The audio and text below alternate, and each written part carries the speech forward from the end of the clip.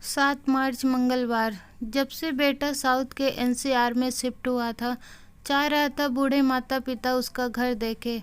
Society के घर में बहुत बड़े पार्क में उसने रैन बसेरा बना चुका था, जो किराए का ही था। हरियाली से भरपूर प्राकृतिक नज़ारों से अभिभूत था। सोच रहा था बूढ़े माता पिता जब आएंगे तो उनको पार्क में बैठना अच्छा लगेगा। पार्क में व्यायाम की मशीनें व झूले भी लगे थे।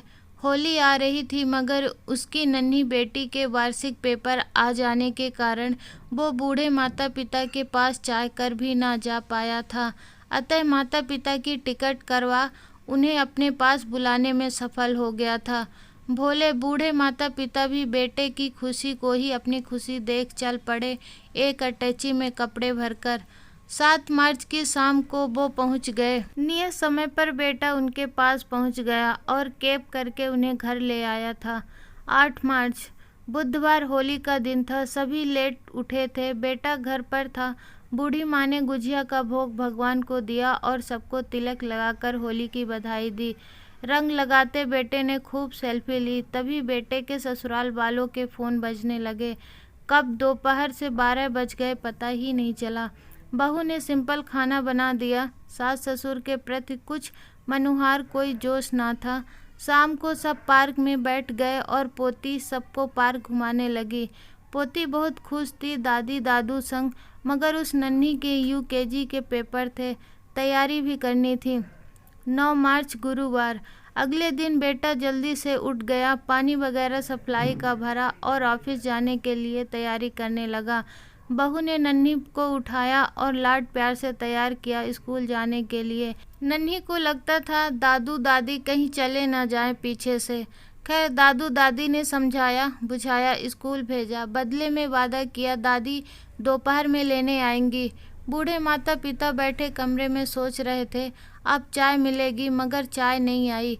बिना कुछ कहे वो दोनों पार्क में जाकर बैठ गए ताकि बहू को साफ सफाई में दिक्कत ना हो।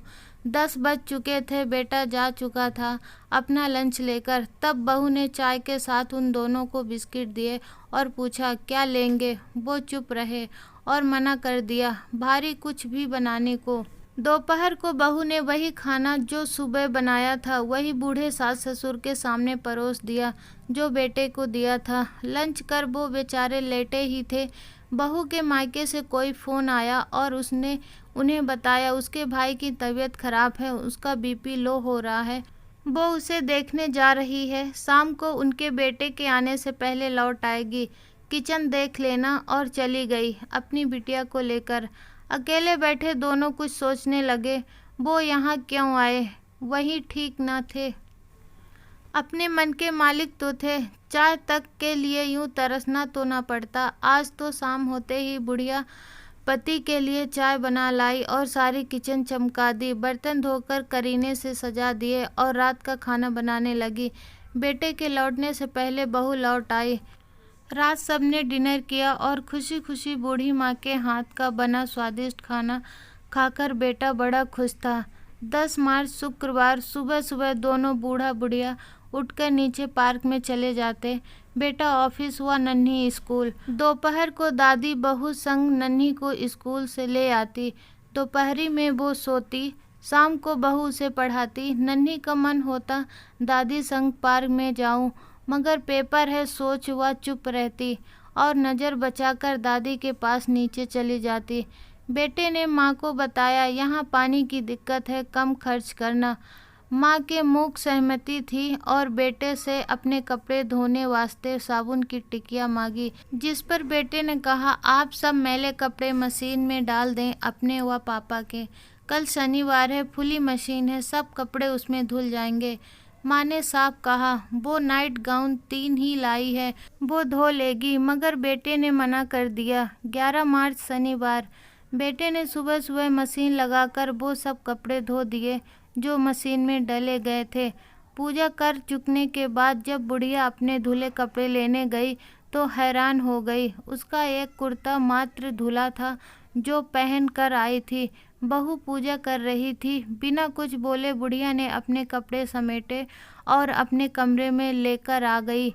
बेटे ने देख लिया तो माँ से कहा ये क्यों उठा लाई माँ, अरे मेरे कपड़े तो धुले नहीं। कोई बात नहीं, मैं खुद धो लूँगी। तभी बहू आई और सफाई देने लगी कि पानी की दिक्कत है, हमने अपने भी पूरे कपड़े नहीं धोए।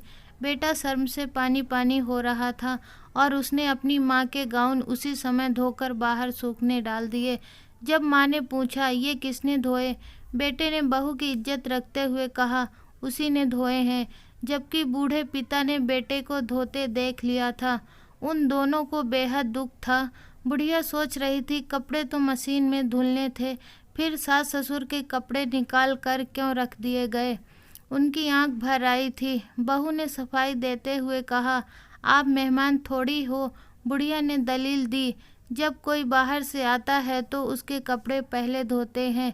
जब तुम पिछली बार आए थे मेरे पास, मैंने तुम्हारे कपड़े धोकर दिए थे ना। लाइट चली गई थी तो मैंने इन्वर्टर पर मशीन चलाकर सुखा कर दिए थे। बहू चुप रही, मगर अब बुढ़िया ने फौरन वहाँ से चले जाने का मन बना लिया। 12 मार्च रविवार। आज बेटे की छुट्टी थी। बुढ़िया मजबूर थी, कुछ न बोली, मगर भीतर फैसला ले चुकी थी। बेटा सब समझ रहा था। आज भी सब लेट जगे थे। नहा धोकर पूजा करके सबने बिस्किट चाय ले ली थी। बहू आज रिलैक्स थी, आराम से अपने कमरे में बैठी थी और बेटे से सिर पर तेल लगवा रही थी, जिसे देखकर बुढ़िया को शर्म आ रही थी। कहने लगी बहू से, लाओ बेटा मैं लगा देती हूँ आपको तेल, मगर वो बोली नहीं ठीक है ये लगा देंगे, पीछे भी लगा देते हैं। और लंच टाइम होने जा रहा था, मगर कहीं लंच बन नहीं रहा था। बूढ़ा बुढ़िया चुप रहे। 3 बजे बेटा सबको आम स्वीट्स हाउस पर लंच कराने ले गया। पोती बहुत खुश थी, बराबर जता रही थी आज दादी हम होटल में जाएंगे, खाएंगे। शाम को चाय वगैरह पी ली थी। तभी बहू बेटा कुछ शॉपिंग करने तिलक नगर चले गए और रात का खाना बुढ़िया बना दिया था, क्योंकि वो लेट सो रहे थे और बूढ़े पति देव को समय पर खाना चाहिए था। रात को जब वो लोग लेट पहुँचे तो पोती की जो फ्रॉक लाए थे पहनाने पर वो छोटी लगी और अगले दिन यानी सोमवार को उसे बदलने का प्रोग्राम बनाने लगे। बुढ़िया ने बड़े प्यार से बहू को कहा हम कल यहाँ से जा रहे हैं अपनी बड़ी बहन से मिलने, हमारे पीछे तुम फ्रॉक भी बदल आना और बाहर ही डिनर कर लेना। वो सहर्ष मान गई थी। 13 मार्च सोमवार। आज सुबह सुबह वो पार्क नहीं गए, अपितु अपनी अटैची पैक करने लगे बेटे के साथ ही निकलने वास्ते। वो भी अपनी बहन के घर जाने को तैयार हो गए थे। बेटे ने उन्हें कैब में बिठा दिया और वो अपनी बहन के घर टाइम से पहुंच गए थे। दोस्तों कहानी का शेष भाग हम नेक्स्ट पार्ट में देखेंगे। अभी तक आपने चैनल को सब्सक्राइब नहीं किया तो सब्सक्राइब कर लीजिए। अब मिलेंगे नए कहानी नई वीडियो के साथ।